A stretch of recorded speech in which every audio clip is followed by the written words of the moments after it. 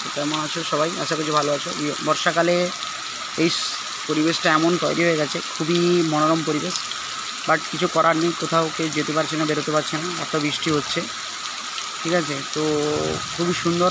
ধান রোপণ তো শেষ হয়ে গেছে, বাট সবাই এখন ব্যস্ত হয়ে গেছে কাজে। সবাই এখন যে যার কাজে ব্যস্ত, কারণ বাড়ি থেকে কেউ বেরোতে পারছে না, সবাই বাড়িতে বসে আছে। তো আমরা জাস্ট বাইরে বেরিয়েছিলাম, দেখতেই পাচ্ছ রাস্তার পাশে আমরা বসে আছি। আর কী করা যাবে, আর খুবই সুন্দর পরিবেশ, মনোরম পরিবেশ। বৃষ্টি তো কন্টিনিউ হচ্ছে, বৃষ্টি হচ্ছে, বুঝতেই পারছো। পুরো চারিদিকে সাদা আর সাদা। আর এই বৃষ্টির মরশুমে ভালো ভালো খাবার আয়োজন করা সবথেকে বেস্ট। খাওয়া দাওয়া আর বাড়িতে থাকা, তাই না?